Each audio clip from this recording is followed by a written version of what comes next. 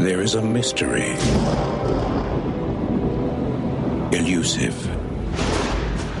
Unpredictable. Violent. It terrifies most scientists. But for a new breed, the challenge is saving lives.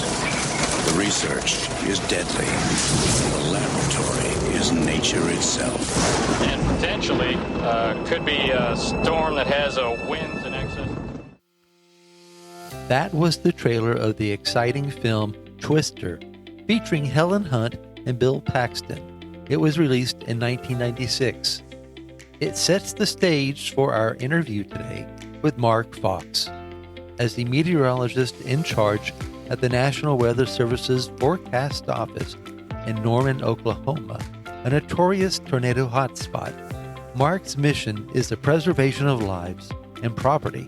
As a seasoned tornado expert, he is the right person in the right place, putting the pieces of the weather puzzle together quickly so lives can be saved.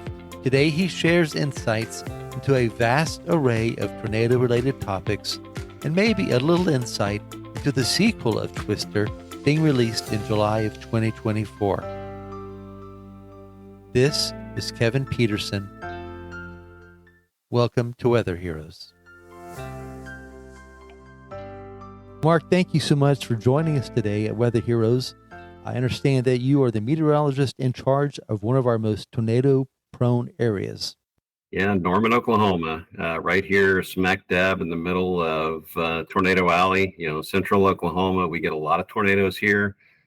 We get a lot of all sorts of weather here. You got the right man in the right place. We have a lot of good people here, that's for sure. Very good. So give me a brief history of the tornado rating scale. We used to hear about F1s and F2s. Now we hear about EF1s and EF2s. Tell me how that change occurred and what the rating system means.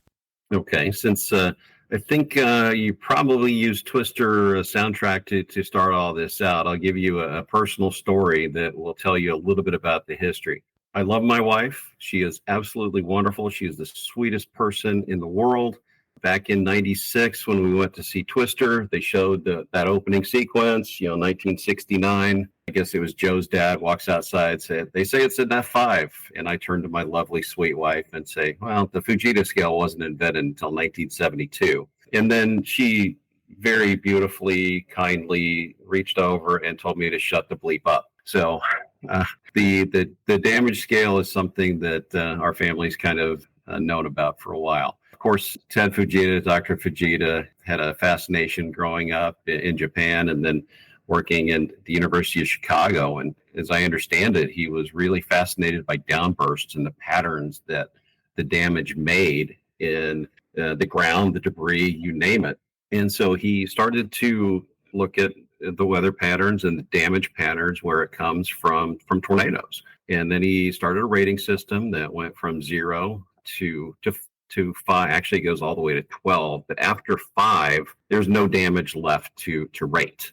And a few years later, I think it was 2004, 2008, some people started to get a little bit more information about why things fail, why buildings fail, and they upgraded the system. So from that 1972 version where you had the F scale, we now have the enhanced Fujita scale. And one of the things that we get quite a lot here in Oklahoma is, you can get a rating of a tornado from the damage it produces, but you can also get the wind speeds from radars that may or may not correlate with the damage. So the Fujita scale, the enhanced Fujita scale, it's really a damage scale. So if there's nothing to damage, the wind speeds can be a certain level, but the rating itself is going to be on the low side. So unfortunately, it does have to damage something to get that rating. But, if we can go quite a while without another EF5, I'm fine with that.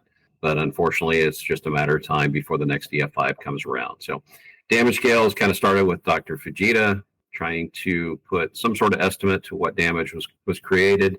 Engineers got involved and we upgraded everything. And now we rate things from the damage they create.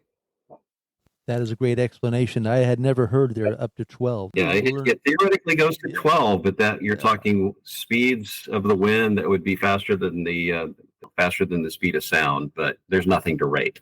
The audience has already learned something, let me tell you, for sure.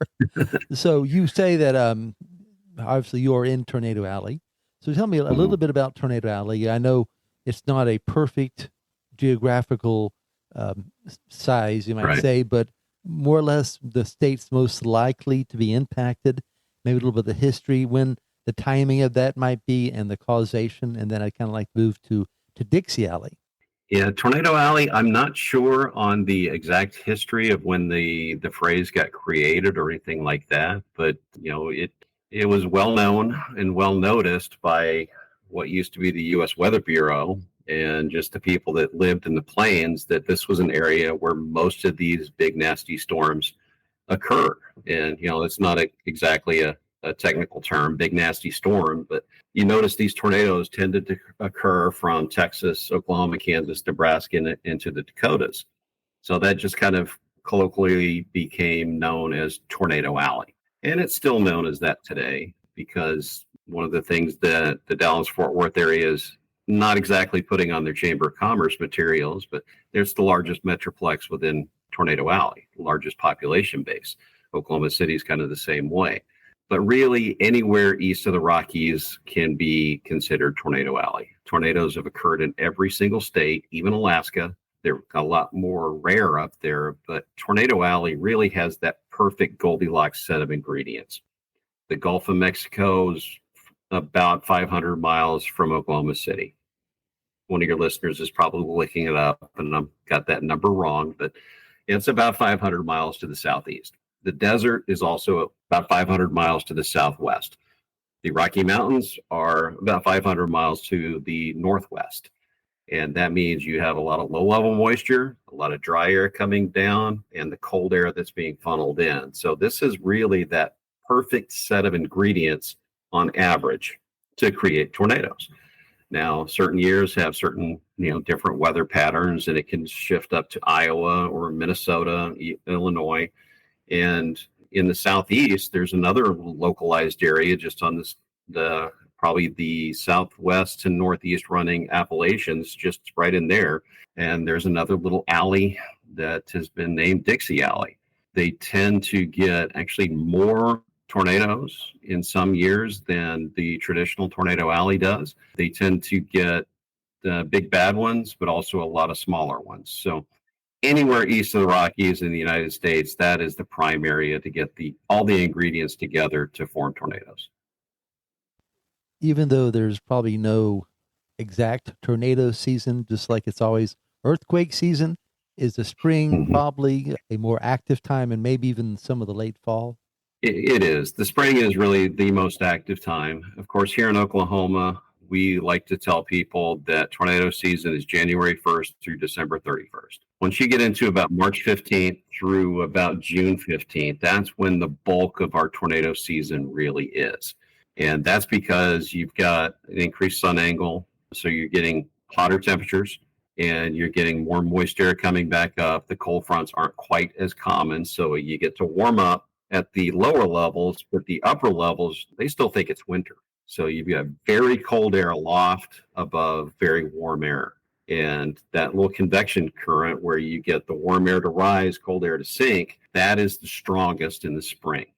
We do have a secondary season that's September, October, where you kind of have that same transition going on, but the upper levels are much warmer because you just came out of summer instead of winter. So secondary peak is fall, but the main area is March through June.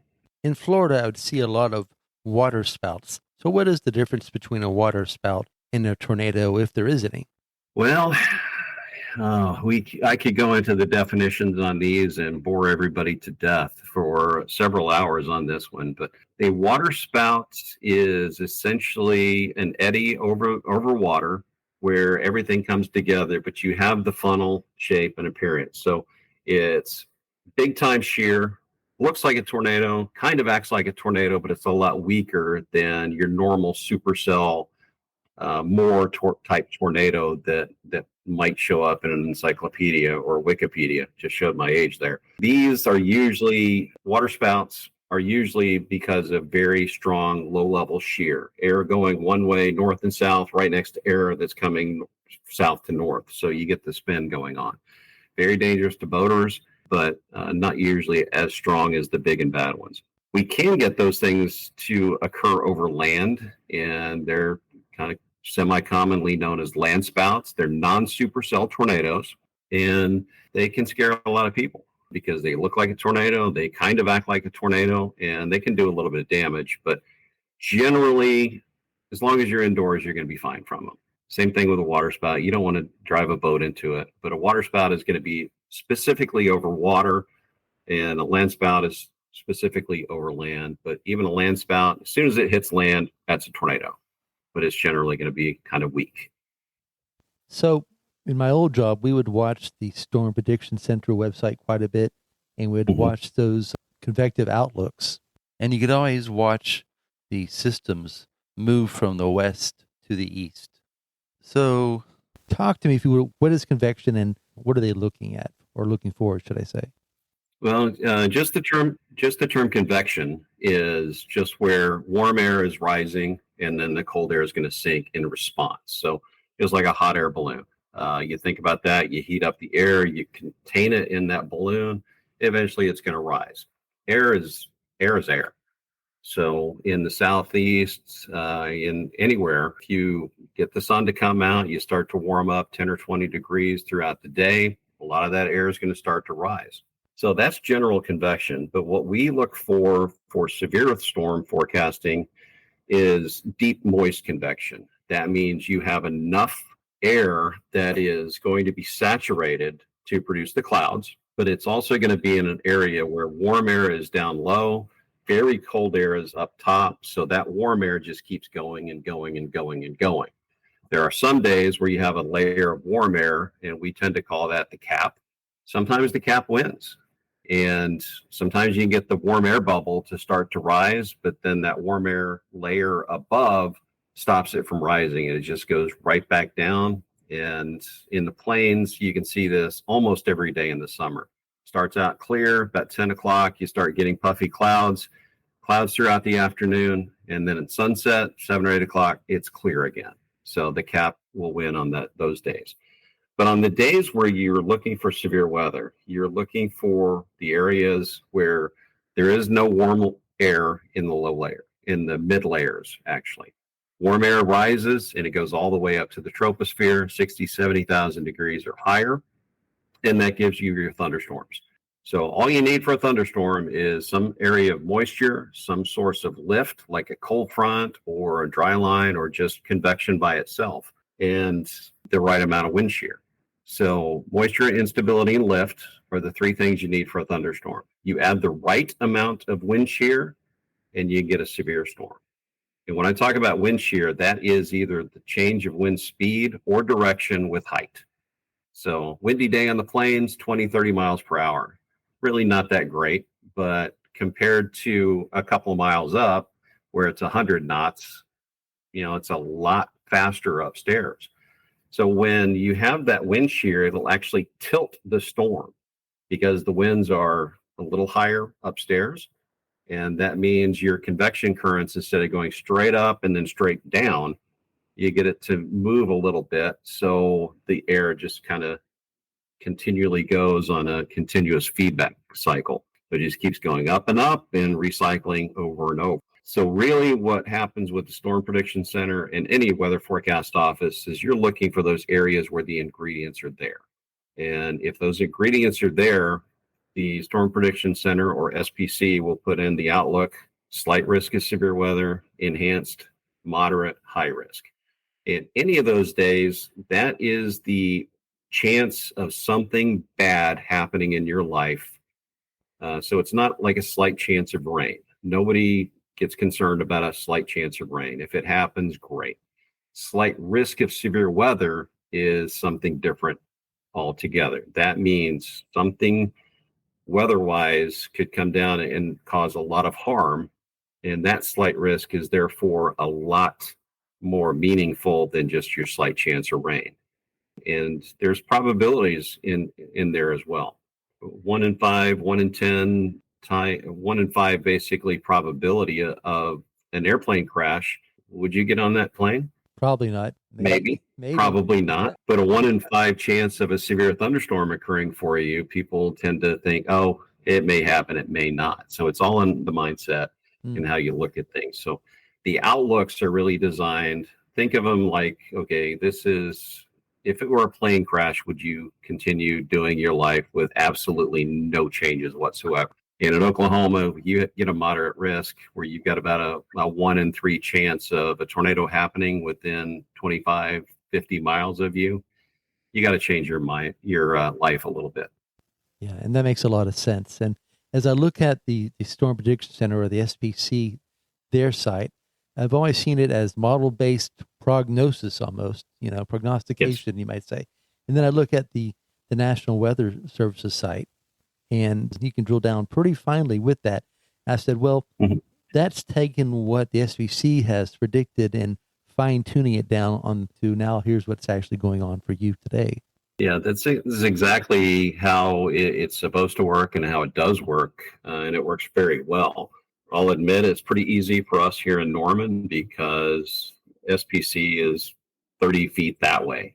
So I can go over there and talk to them at any time. They can come talk to us. But, we still know general areas where something is going to happen in a couple of days, generally from Kansas to North Texas. But then it becomes the weather forecast office's job where I work to say, okay, for Oklahoma City, this means 2 o'clock to 4 o'clock, we need to be ready. It means for Woodward in another part of the state, it's going to be earlier than that. So it's all a team. Everybody's working together. We're all looking on the same data. Meteorologists, anybody in weather, you can look at model data and come up with a slightly different opinion of what might happen. But it's our job to really get the bounds of what could happen and what's probable to happen, and then get people ready for that. I have to say, you guys being that close is very comforting, frankly, because there's a lot of interaction and the times that I use both those websites together, hand to hand. So you mentioned like watches and warnings. What are you guys looking for when you are issuing those from the National Weather Service? What timeline are you using? Are there different ones for different types of threats? Well, just to kind of keep it on severe weather, because for a winter storm watch, we have a little less confidence. But we know if it happens, it's, you need to put it out a lot longer. So sometimes it's 1 or 2 days before something could happen. So winter storm watch goes out. For severe storms, really what we're looking for is about a 3 to 4 hour period before anything big and bad happens. So we'd be issuing warnings for. Of course, watch means possible, warning means take action. It really comes down to those two types of things. So once we start to see the clues on satellites and the observational data, anything that is going to tell us we're going to get storms to form in this area, the Storm Prediction Center will kind of highlight that area and say, we want to propose a watch for this area.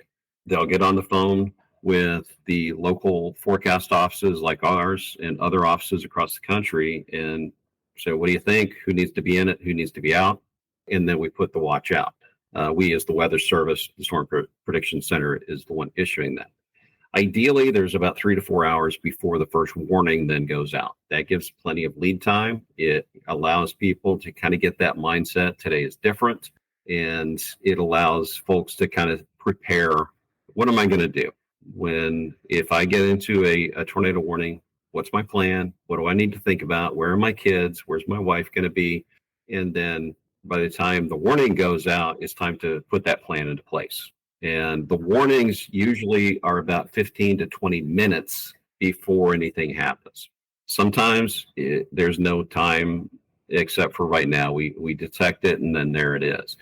So from 0 to about 20 minutes out, that's where we really try to get the warnings and let people know what's coming up their way. When I lived in Illinois and we would hear that tornado siren, I was very thankful that you guys are letting us know what was going on so that our folks could blow that siren, frankly, and activate it. So, right. I'm sorry. Oh, and we also have some other tools called NWS Chat, and that allows us to talk to other, well, emergency managers. For an area where I am, like in Oklahoma City, we have something on the order of like 46, 48 jurisdictions within about 5 counties. I mean, you got the big city, and then you got some suburbs, and you got some rural towns next to it. So what we're trying to do within chat is to give a play-by-play of what's going on with the storms, what communities are in the path next, what communities could be in the path if we're wrong, and it starts to veer off to the right or to the left. And that way, those messages that we send out to the emergency managers and the media, well, we have them kind of primed to start thinking about things a lot before, and it makes the decision to sound the sirens or not sound the sirens hopefully a lot easier for them, and it makes them feel better about the decisions they're making based on our information and everything else that's going on that they're hearing from their elected officials or others. And that makes a lot of sense because you guys really are the protectors of life, limb, and property. That is your ultimate goal. That is the mission and vision of the National Weather Service, and it's something we live up to every single day. And thankfully, we got you guys doing that. There's a lot of talk now that we might be going into a La Nina phase. El Nino versus La Nina for tornado activity. Oh boy, it's a very complicated subject that hopefully I'll explain this somewhat okay. El Nino is warmer waters in the Eastern Pacific. La Nina is cooler waters in the Eastern Pacific. So usually when you have the warmer waters for an El Nino year, you get a lot of rain, you get a lot of storms, but they don't tend to be very strong. You know, it's kind of constant.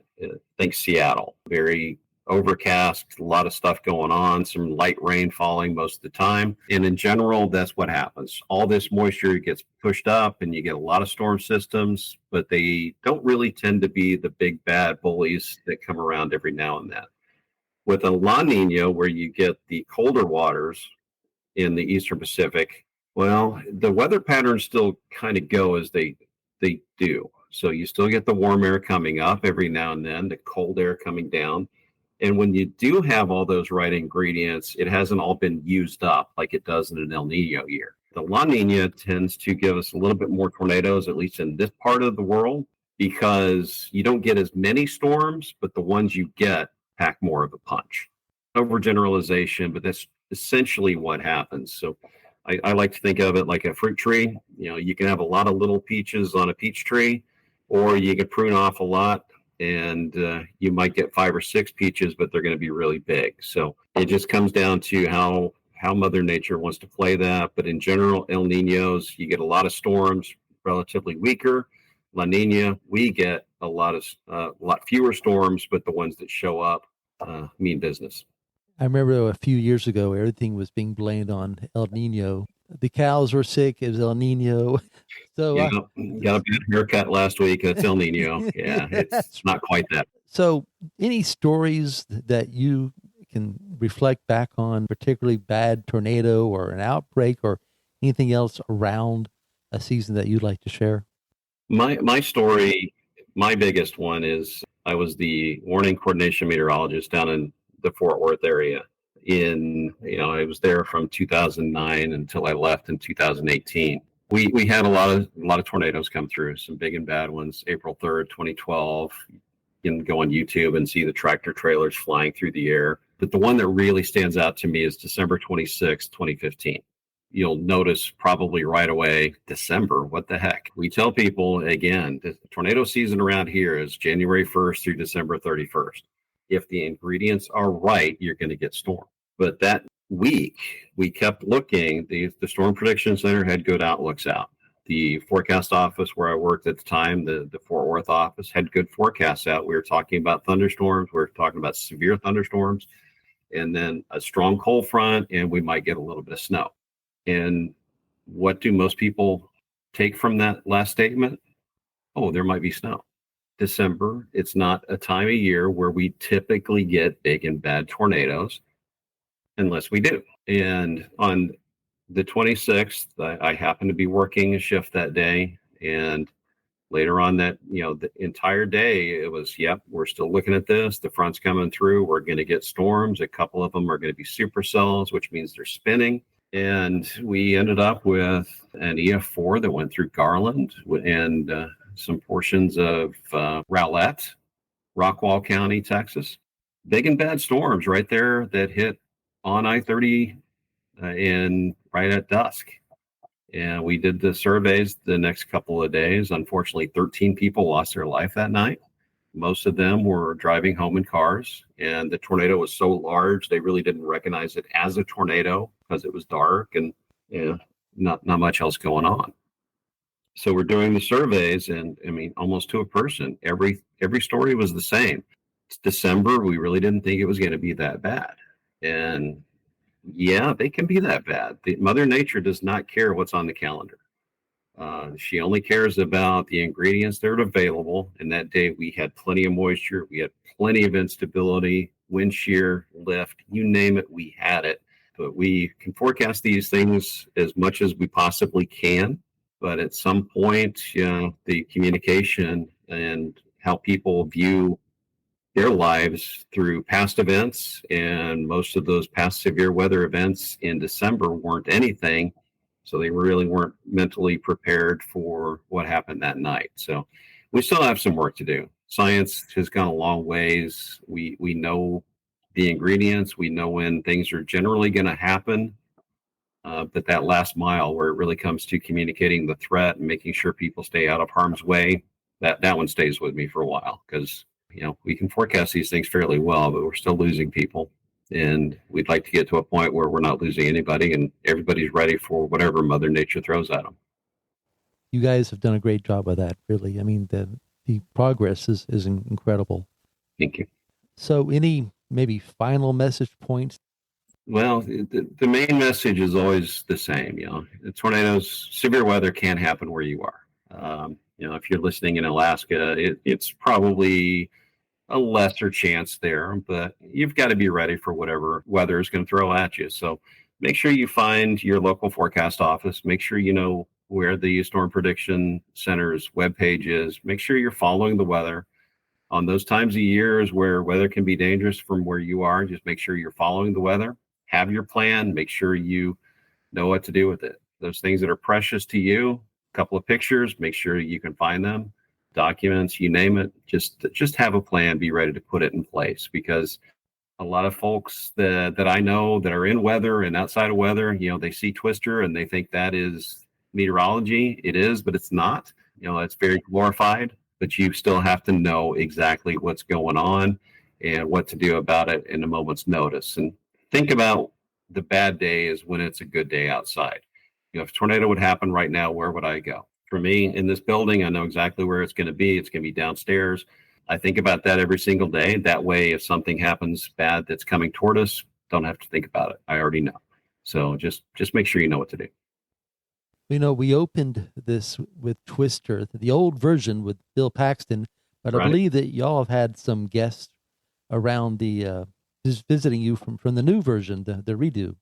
Yeah, we couldn't talk about it for the longest time, from publicity and just trying to keep the production, in a good spot so people aren't really getting hounded. But the cast and crew, the director, the actors came to our building, and they looked around and how we are set up, and we're told that in the movie, their operations area that's going to be shown in the movie looks very close to what we have here in Norman.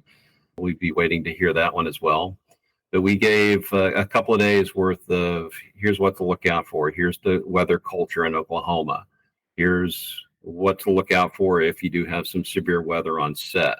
And we talked to the cast and the crew, and they've been here a couple of times. We've been able to take a couple of pictures, but we can't really post anything or do anything like that until the movie company says or releases the movie. So we've been able to talk to them. They've done their research, and hopefully there's going to be a little bit more science in this next version of Twisters. We'll wait until June. I forget the date, but sometime in June of 24, the movie will come out. So I'm going to expect to see Mark Fox somewhere on that screen, okay? We'll see what happens. I think you'll see see some influence, but I might be the only one that knows that that's the influence. Okay. Well, I'll take that. And that's a great place to end, and a kind of a bright way to end too. Mark, thank you so much for joining us today, sir. Hey, thanks for having me. Yeah, we learned a lot. Appreciate it.